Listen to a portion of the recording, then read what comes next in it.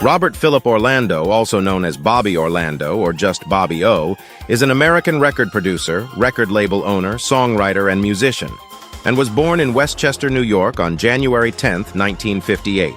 The son of Gloria and Jerry, a school teacher from Saunders Trades and Technical High School in South Bay, Yonkers, New York. Robin D's real name is Robert DeLexie, wearing a striped shirt on the cover of the album. Member of the group The Now was Jerry's student. Hair, brown curly, eyes, brown favorite singers, Elvis Presley, Brian Ferry, Ronnie Spector, David Bowie, Alice Cooper. Favorite writers, Eric Hoffer, Robert Ringer, and David Seabury. Favorite restaurant to have lunch, Applejack. Favorite lunch meals, omelets and cheeseburgers. Lynn was name of one of his sisters, and Kathleen was the name of his high school girlfriend. Back in his teens, Bobby was quite a success amateur boxer and could easily do one-finger push-ups. But at the age of 18, realized that he didn't want to get beating up forever, and he wanted to keep his good looks. So he decided to focus on his other interest, music, starting by turning down a classical music scholarship.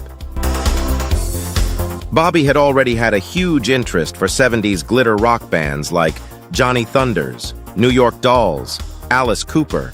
He was a great musician and had already been playing guitar in several local teenage glitter rock bands, and he taught himself to play keyboards. I started playing guitar, taught myself how to play keyboards. By the time I was in my early teens, I played in a band.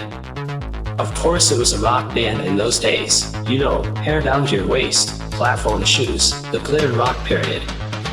We used to play a lot, high schools. It was a local rock band. We developed a really good following of fans.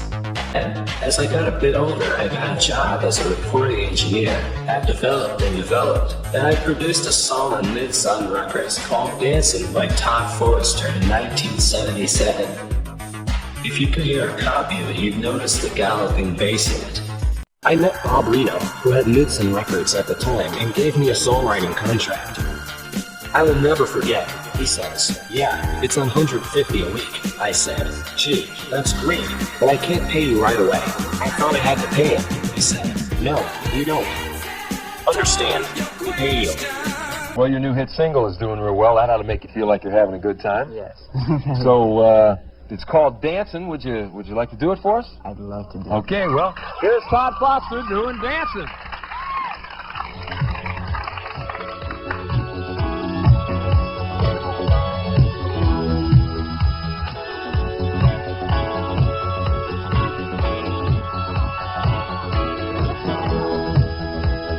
Every time you dance, ooh, you look so sexy. And when you smile, it drives me crazy. I hope you know the love of when you hit me. So don't say no, baby, please take me.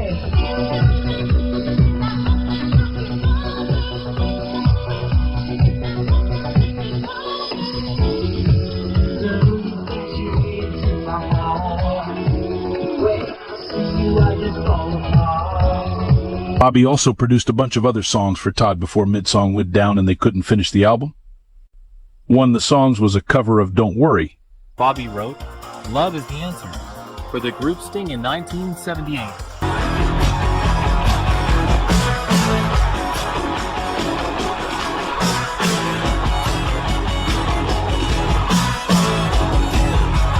The Now.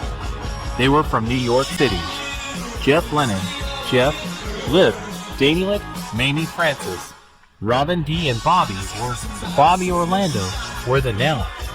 All songs were written or co-written by Bobby Orlando. He also sings lead vocals, and the album was produced, arranged, engineered, and conceived by him. 1979, they were playing the Max's Kansas City scene when they signed to RCA distributed 𝒉𝒆 International Records and hooked up with producer Bobby Orlando. An album was produced, arranged, engineered, and conceived by Mr. Orlando and sold about 200,000 records, enough to warrant a second LP. Robin D. Robert DeLexie is from Yonkers, New York, is the one wearing a striped shirt on the back of album picture. He did a couple of tracks with Bobby Orlando called the 𝑑x He went to Saunders Trades in Tech High School, and Bobby Orlando's father was one of his teachers. He lives in Woodstock, Georgia, and he's still active to this day. Jeff Lip Danyluk, who during 1978 to 1981 had 4 bands: Alter Ego, T.K.O, The Now, and the group Peroxide, with Mamie Francis, along with Lynn Todd. Only Jeff Lip Danyluk is active to this day. There was a live recording, unofficially released. They did record a complete second album in just one evening. Bad publicity is better than no publicity. They were going to mix the record a couple of weeks later, when the record company strangely disappeared basically overnight. The band splintered off into various bands, but none achieved any level of success. The band never received a dime, and that was the end of the Now. Back, we'll listen to the person by the Now. Then you fix me up, he's hurt.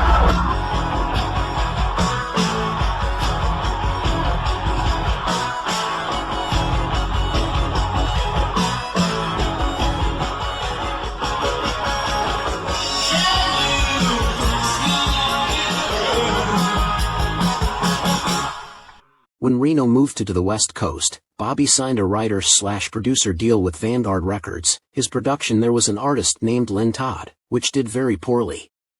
Bobby remembers. When the Lynn Todd record bombed, I figured, that's it, I'm out of this joint. But Maynard Solomon came over to me. He was the president of Vanguard Records, and gave me a total support. He said, "We want more product from you. We think you're great," and I couldn't believe it. I was totally blown out. I mean, the record sold 3 copies, and he's saying here's more money to do another record. 1980 was his first production there was. An artist named Elwyn Todd, members of Lynn Todd's band. Sax-blowing keyboardist Mamie Francis and guitarist Jeff Lip also played with New York punkers Arthur's Dilemma, Peroxide. Drums, Jerry Nolan, Robin D. Leese. Back vocal, Paul Zone from the group The Fat. Lynn Todd passed away on 2010.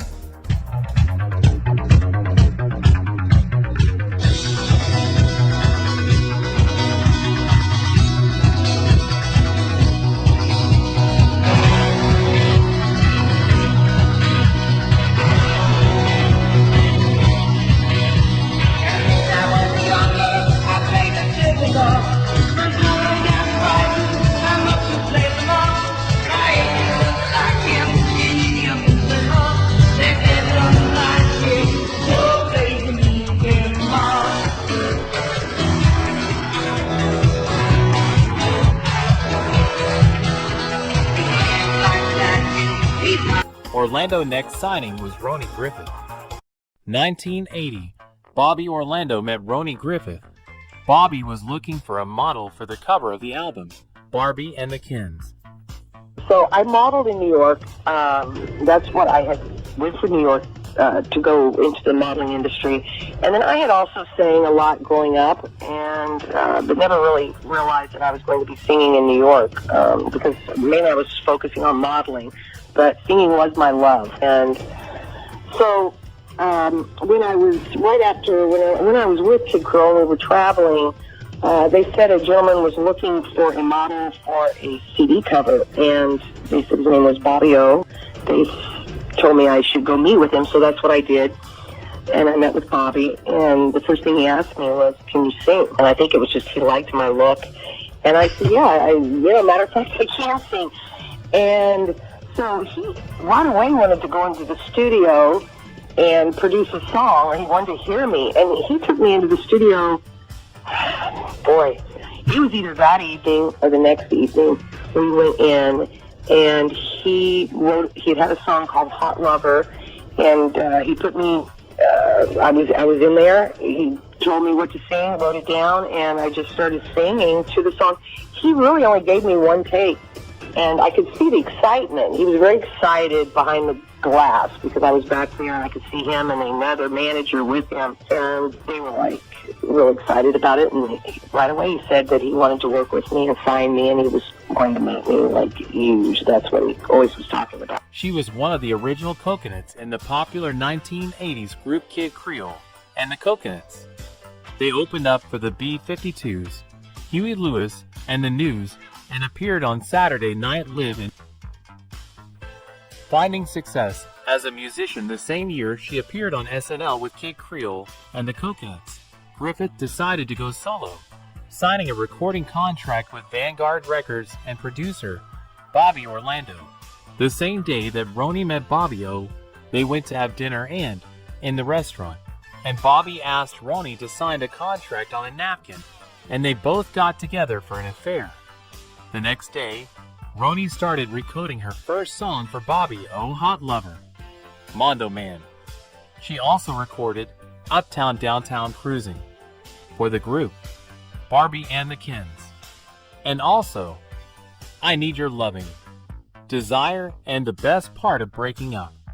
By the end of 1982, she had a platinum and gold record for her hits, The Best Part of Breaking Up and Desire. On June 1982, Roni and her mother traveled to Germany to perform Desire in the famous German television show Bananas. Desire was number 17 in Germany.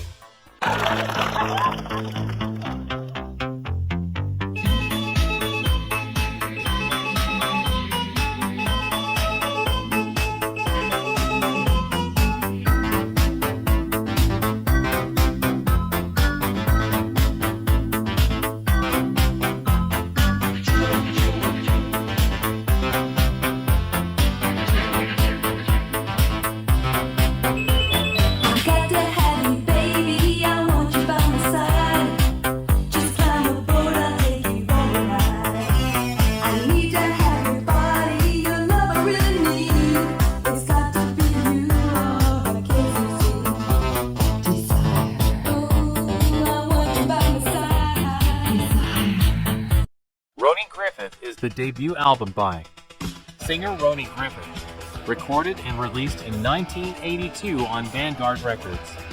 Her first album includes backing singers Wendell Morrison and his wife Marion Rawl and Leonora Logan, who were with the South Soul Orchestra at that time.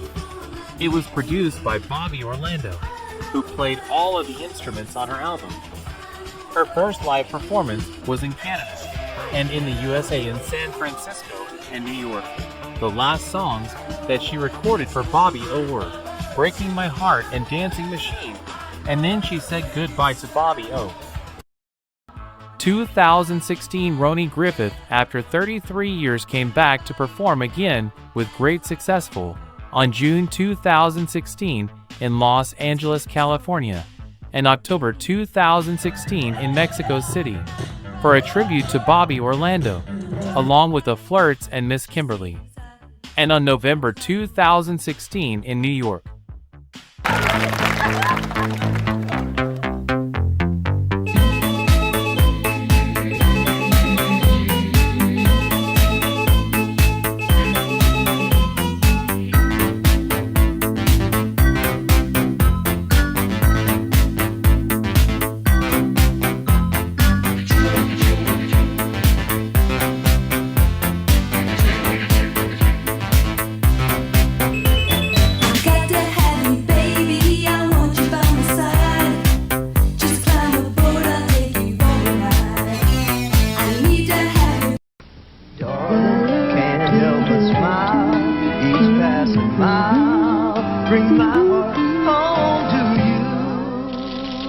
Color and condition that should have been yours can be.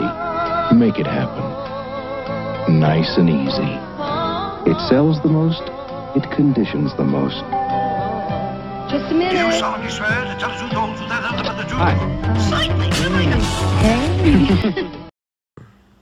When I was young, I went to New York, and I was a disco artist in the 80s and really had my sights on becoming a millionaire by the time I was 24. At the age of 23, and honestly, I'd have been a millionaire by the time I was 24. I was making it very big as a disco artist. And I was on my way to Brazil to do a big performance. And the Lord brought me home for a week to see my family.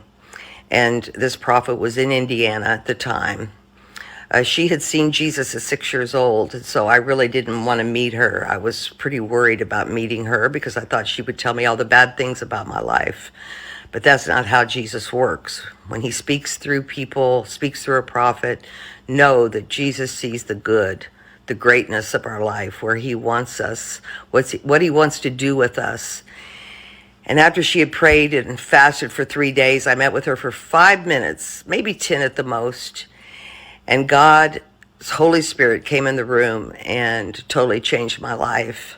I walked away from the music industry at 23 years old. When Roni broke up with Bobby, Bobby got down on his knees and begged her not to leave him, that he'll get married to her.